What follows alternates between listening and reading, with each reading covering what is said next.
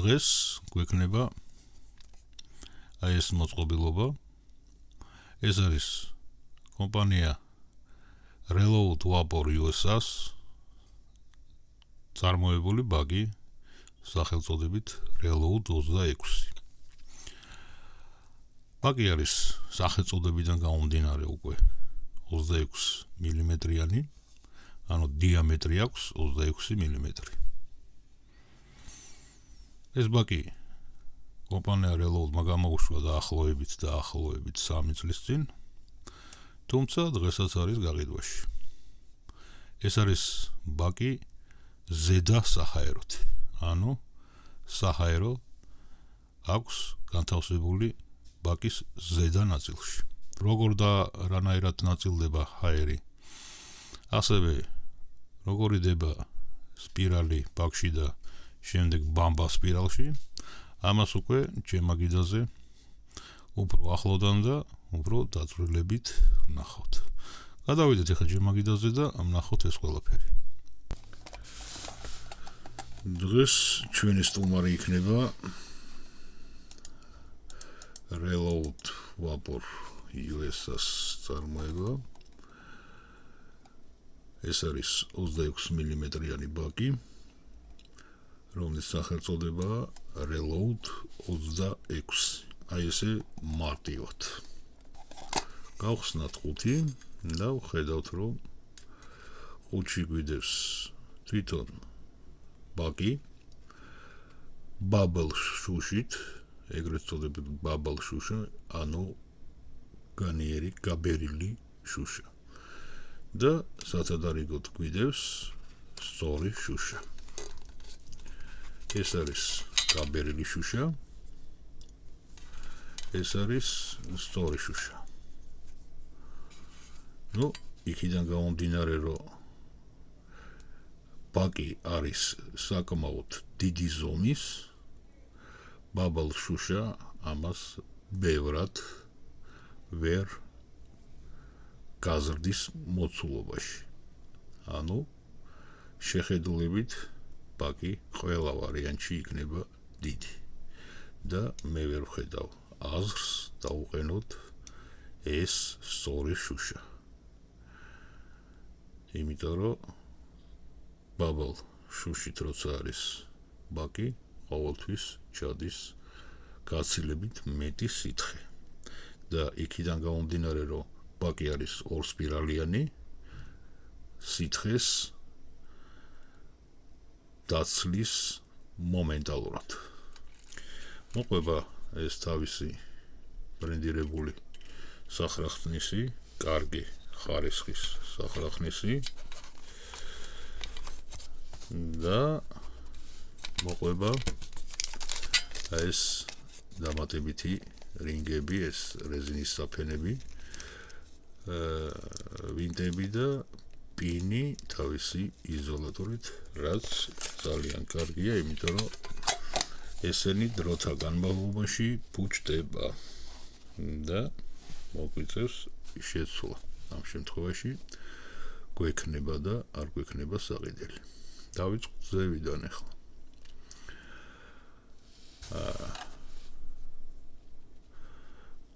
ზევიდან თუ დავიწყეთ, ხედავთ, რომ ბაკს აქვს 8 სათიანი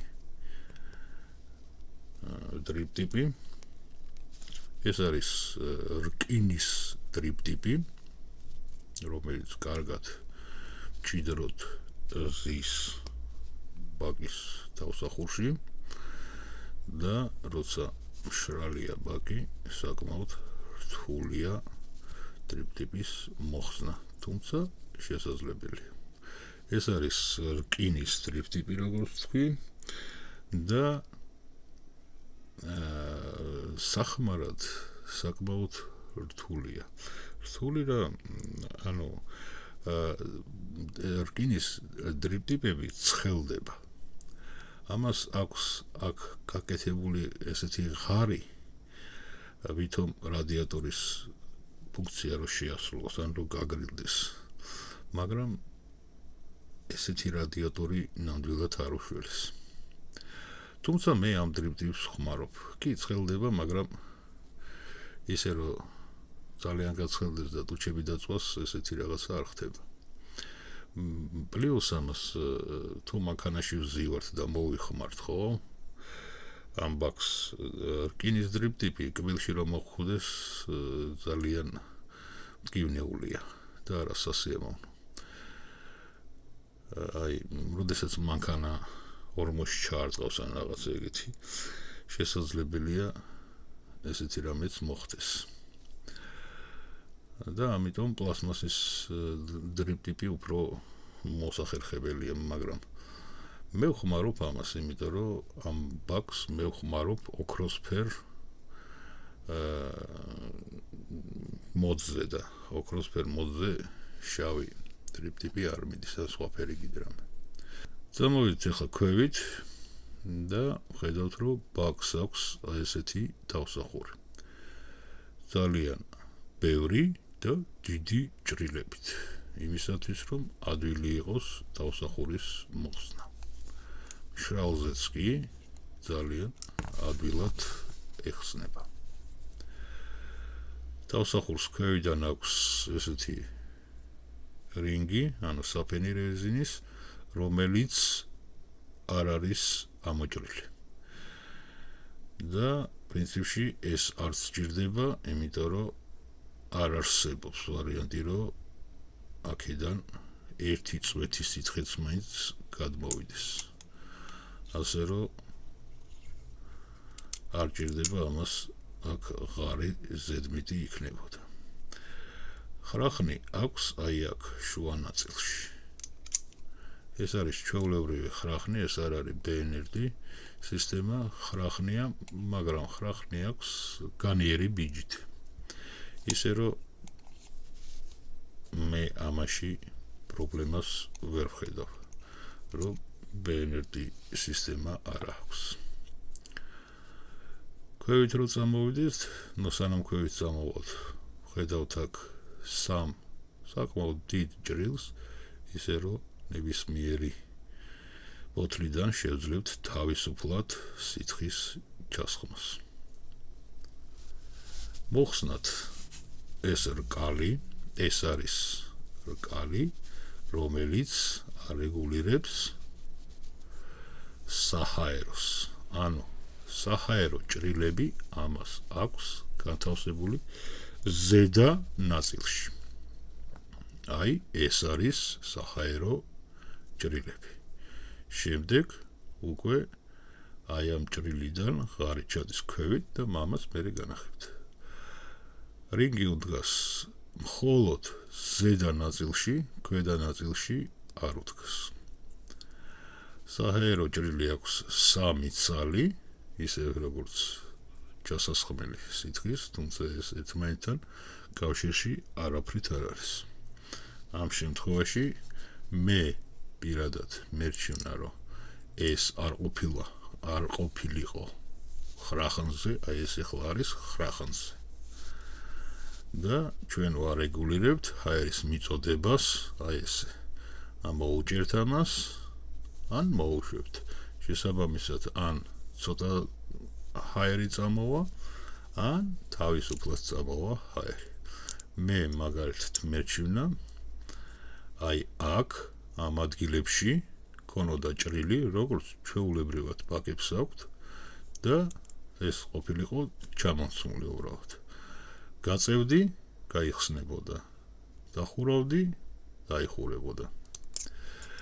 ესეთ ვარიანტში ამოდის აი ესე ხრახნით. რაც უფრო მეტად მოუშვებთ, მით უფრო მეტი ამოდის. როგორც პრინციპში გაკეთებული აქვთ ამათ reload MTL-ზე. თუმცა ის MTL-ი ნამდვილად არ არის, მაგრამ ქვია. დავშალოთ ახლა ბაკი და ხედავთ, რომ გვაქვს ბაზა და ზედანაწილი. ზედანაწილი აგერ არის ეს ბაბლ შუშა და გუმბათი. გუმბათი არის კონუსური, არ არის ეს ნახევარსფერო, ეს არის კონუსური გუმბათი და ახლა გაჩვენებთ აი აქედან შემოსული ჰაერი, ანუ საჰაეროდან შემოსული ჰაერი, აი ამ ნაწილიდან იღებს ჰაერს, აი აქედან, გუმბათის გარშემო. არის ესეთი ჭრილი, სივრცე დატოვებული. ეს არის ბაზა. ბაზაზე ედება, აი ესე, წარმოვიდგინოთ, რომ ეს არის შიდა მხარე, ხო? და აი ესე ედება ბაზას. შეხედეთ, აი ეს. აი ეს შიდა ნაწილი. აი ესე ედება და ჰაერი მოაქვს აი აქედან. ამას აქვს გვერდით ესეთი ჭრილები, პლუს აქვს ერთი ჭრილი ესე აქა და კიდევ ერთი ჭრილი აი აქ. სულ ქვევით რო ჩადის. ეხლა აქ რა არის?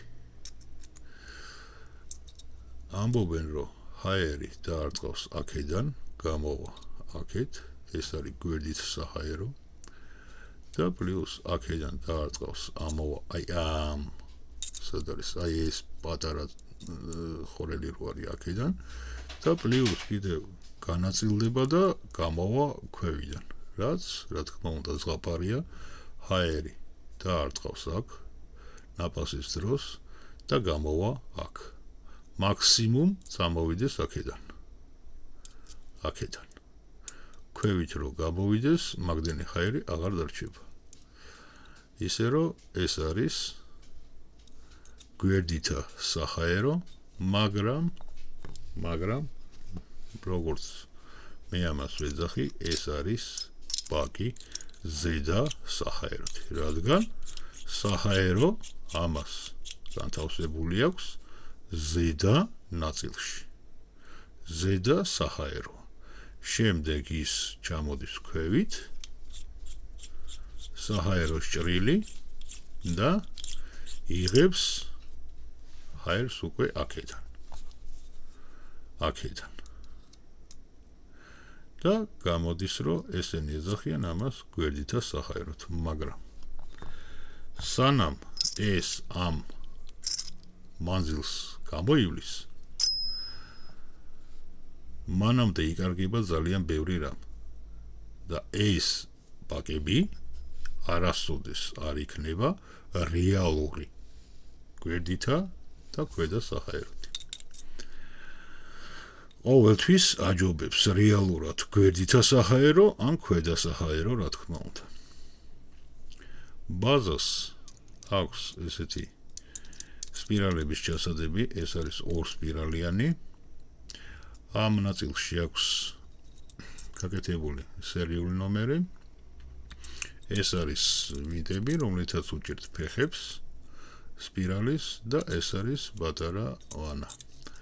პატარა ვანა, სადაც ჩამოდის სითხე და აი აქედან უკვე ადის ბამბის საშუალებით. ეხლა ჩავდოთ ამაში ბამბა, უბრალოდ სპირალი, მერე ბამბა, ჩავასხოთ სითხე და ნახოთ როგორი ბაკია. ამისთვის გამოვიყენებ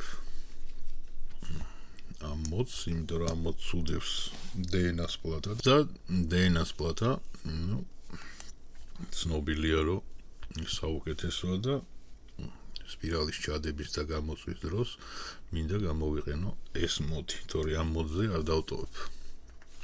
სხვა მოდი მაქვს, რომელზეც დავსვავ ამ ატომაიზერს. ჩავდებ aliens, 3 მმ-იან aliens, ანუ 3 მმ დიამეტრის მქონე aliens, ავიღებ ესე.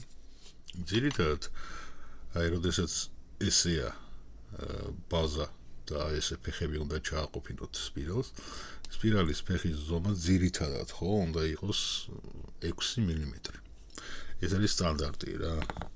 და მე უკვე 5 იქნება თუ 6 იქნება თუ 7 იქნება ეს უკვე თქვენი ის არის ავიღებ აი ესე დავდებ სახაზავზე მე მაგ სახაზავი 4 5 6 7 8 9 10 11 აი ესე დავდებ და გადავჭრი ფეხებს ეს 1 და 2 ეს 1 და მეორე 1 და 2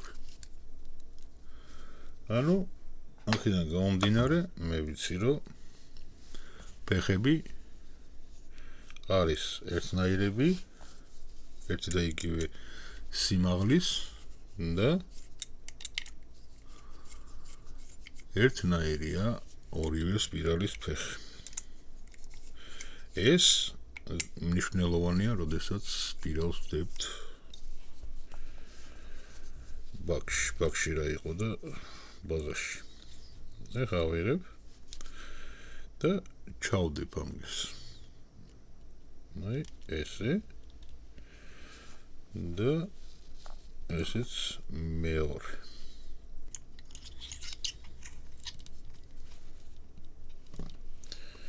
მოგრეთ აი ესე დავიჭერ სპირალს coil jig-ზე პირდაპირ ამის თავზე გავაჩერებ და ისე დავუჭერ აი ეს და გავასწორებ აქ მე აქ გავუყრი და გავაკეთებ იგივეს აი აქ დავიჭერ coil jig-ით აი ადევს აქ ბაზას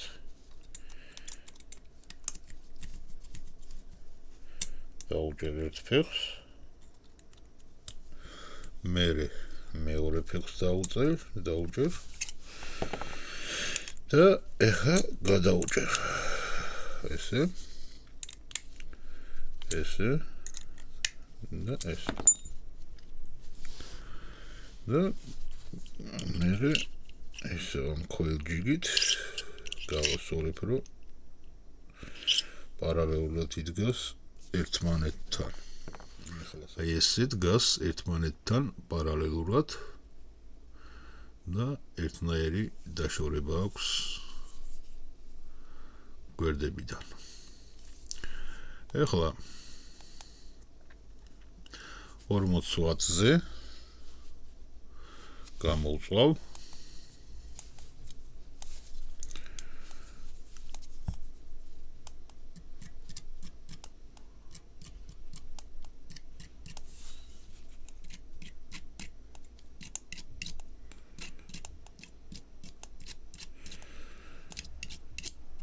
ისე რომ შედუღება არ მოხდეს სპირალის სადმე რო არ იყოს შედუღება თორე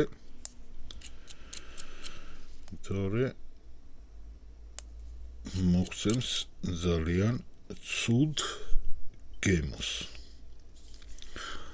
და წინაღობა იხტუნავებს შედუღება არსად არ აქვს სპირალი გამომწვარია და შეგვიძლია უკვე გადავიდეთ ბამბის ჩადებაზე. ავიღებ ბამბას, მოვხსნი იმდენს, რამდენიც დამჭირდება 3 მმ-იანი სპირალისთვის და გავყოფ შუას. ერთ ნაწილს გავუშვებ ერთ სპირალში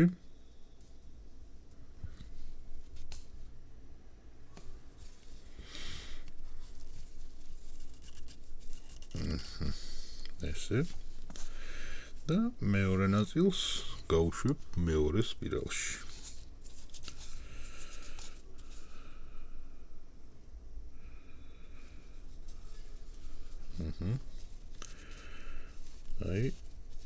აი ესე. ეხლა ბოლოებს გადავუჭრი ესე და ცოტას დავარცხნი, რომ მერე იქ არ გაიჭედოს და სიცხის მიწოდებას პრობლემა არ ქონდეს. ესე ცოტას ქვევიდანაც ამოვარცხნი.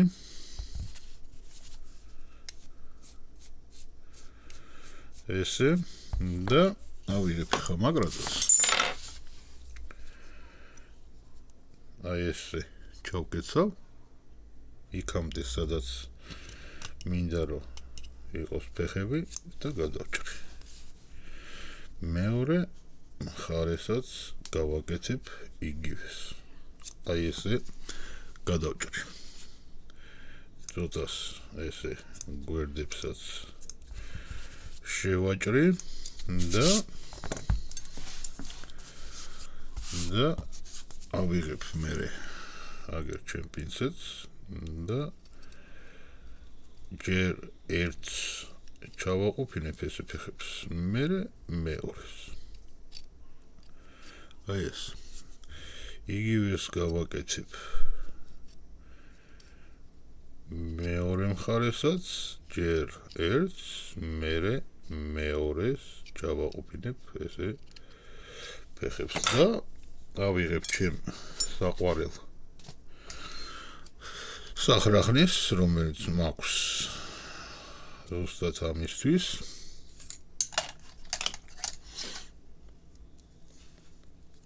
და გავასწორებ ბამბას. ესე ჩავალაგებ უკვე ამით.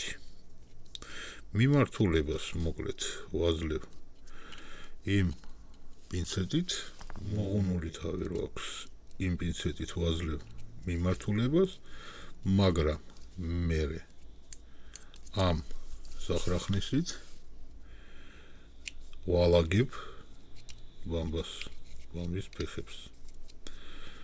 ისე რომ არსად არ იყოს გაჭედილი.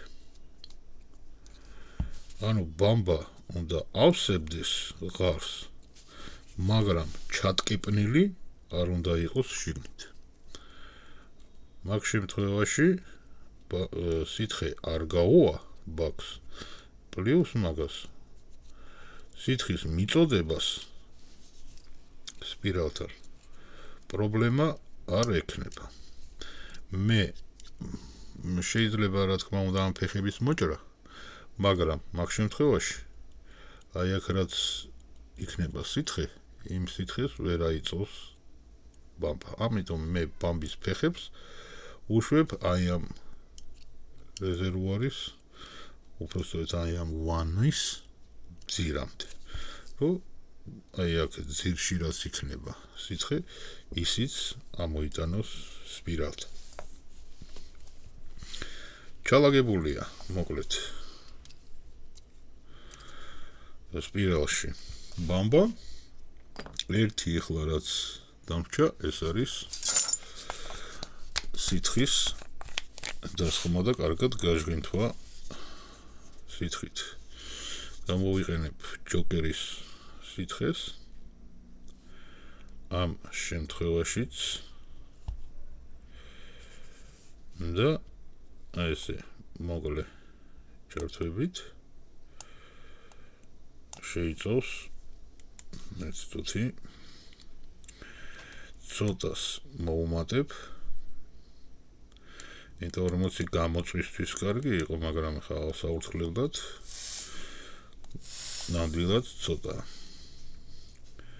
ასე რომ ესე გავშვინთავ ბამბით და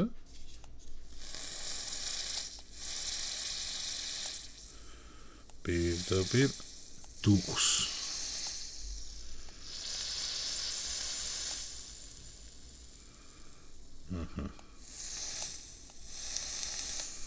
აი ესე იქნება. შვენიერი და გავუკეთებ რეზერვოს. ესე ჩავასხამ სითხეს ესე გავავსებ გავუკეთებ დავსახურს ესე გავუკეთებ ტრიპტიპს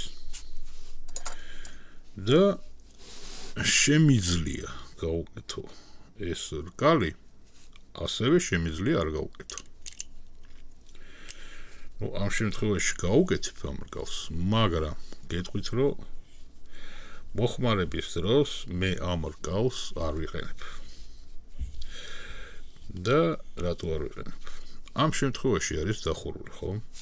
ხა თქვენ ვინც უყურებთ ჩემ არხს და ჩემ ვიდეოებს იცით რომ მე საჰაეროს ხსნი ბოლომდე. ბოლომდე თუ გავხსენი გამოდის რომ ეს რკალი ძრება და მე ამ ბაქს ხმარობ აი ესე. აი ესე ხმარობ. აი ეს რინგიც არ უკეთია. ამ რინგსაც ვიღებ, იმიტომ შავი ფერია. და გამოდის რომ აი ესე მოვიხმარ მე ამ ბაქს.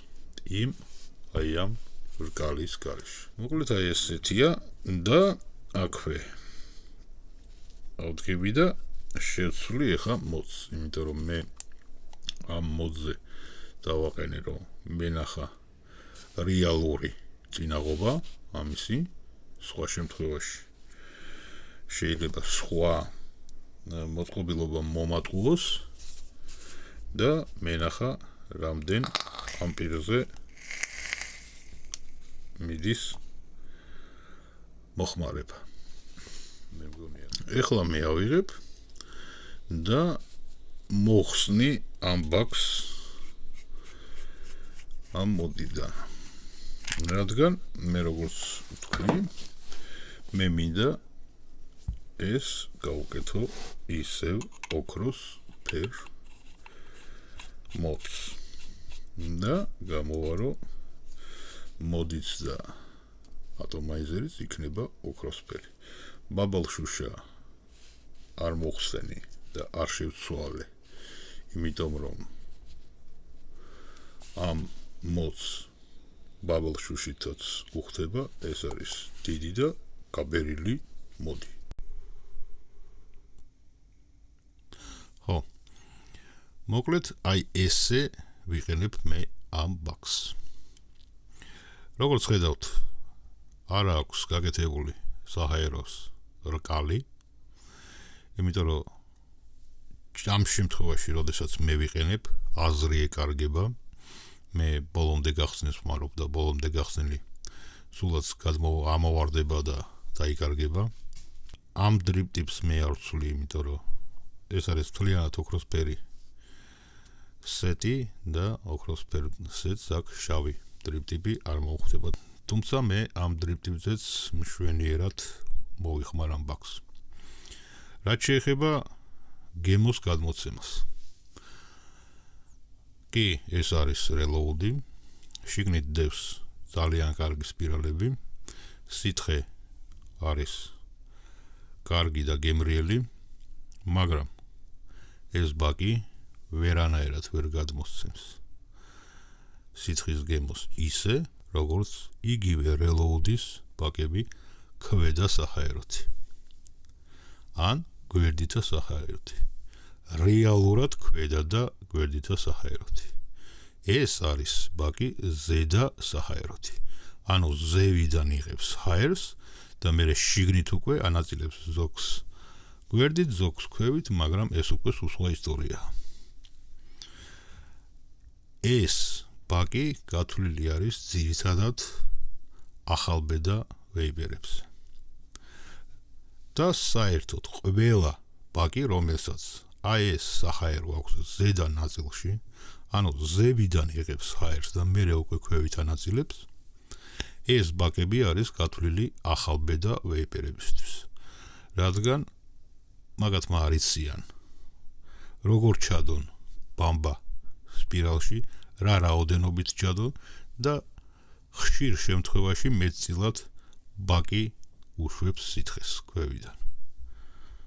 ამიტომ აი ის მომენტი, როდესაც ახალბედა ვეიპერი გადმოდის უკვე ქოილიანი ბაკიდან, ანუ ქარხნულ ქოილებზე, რომელიც არის ბაკები, გადმოდის უკვე ჩვეულებრივ სპირალიან ბაკზე, აი ეს მომენტი, რომ რაღაცნაირად მისაღები იყოს ახალბედა ვეიპერისთვის და არ დააფრთხოს იმან, რომ ბაკს გაზდის სითხე, აი ამისთვის არის გამოგონებული ეს ბაკები, რომელსაც აქვს ზედა საჰაერო. რა თქმა უნდა, გემოს გადმოცემის უნარი ამ ბაკებს აქვთ უკეთესი ვიდრე ქოილიან ბაკებს, იმიტომ რომ ქარხნულ ქოილზე მომუშავე ბაკები ვერ გადმოსცემენ გემოს, რა თქმა უნდა, იმიტომ რომ იქ სულ სხვა სისტემა. სულ სხვანაირად ნაწილდება ჰაერი, სხვანაირად მოდის ორთქლი. იქ არ არის გათვლილი იმისთვის, რომ იყოს გემრიელი. მაგრამ ამ ბაკებში უკვე იდება სპირალი, ბამბა და რა თქმა უნდა, ეს ბაკებიც კი, რომლებიც არის ზედა საჰაეროთი, უკეთესად გადმოსცემს სითხის გემოს, ვიდრე ის ბაკები, რომელიც არის ქარხნულ ქოილებზე. ის ქარხნულ ქოილებზე ბაკები ძირითადად მოყვებად მოდებს კომპლექტში, იმიტომ რომ თუ ადამიანს საერთოდ არ აქვს ბაკი, მოიხმაროს რაღაცა ბაკი დროებით და შემდეგ უკვე, რა თქმა უნდა, თუ ვეიპინგში იქნება, უნდა შეიძინოს ბაკი, რომელშიც იდება სპირალი და ბამბა. და ეხლა როგორი იქნება ის ბაკი და რანაირი იქნება, ეს უკვე სულ სხვა ამბავია. პრინციპში, რელოუდმა აი ამ ბაკის გამოშვებით დაამტკიცა ის, რასაც მე ვამბობ ყოველთვის. რატომ? რელოუდი არის კომპანია, რომელიც უშვებს კარგ ბაკებს, ანუ ბაკებს, რომელსაც აქვს ძალიან კარგი გემოს გადმოცემის საშუალება. ანუ სითხის გემოს გადმოსცემენ ძალიან კარგად. რელოუდი რო გააკეთებს დაუშვოთ ზედასაჰაეროთი ბაკს, იმაზე უკეთესად სხვა ვერ გააკეთებს. ანუ მაქსიმალურს აკეთებს რელოუდი, მაქსიმალურად ხარისხიანს. ანუ ეს არის მაქსიმუმი, რაც შეიძლება მოგცეს ბაკმა ზედასაჰაეროთი. და ეს ბაკი ვერ გადმოსცემს გემოს ისე, როგორც გადმოსცემს იგივე რელოუდის ბაკები ქვედა ან გვერდითა საჰაეროთი. ბაკები, რომლებიც ჰაერს იღებს ქვევიდან ან გვერდიდან, გაცილებით უკეთესად გადმოსცემს სითხის გემოს, ვიდრე ბაკები, რომლებიც იღებს ჰაერს ზევიდან და მერე შიგნით ნაწილდება ფსევდო რაღაცეებში. მოკლედ, სულ ეს არის, რაც მინდოდა დღეს მეთქვა თქვენთვის. გემრიელ ორთქლს გისურვებთ.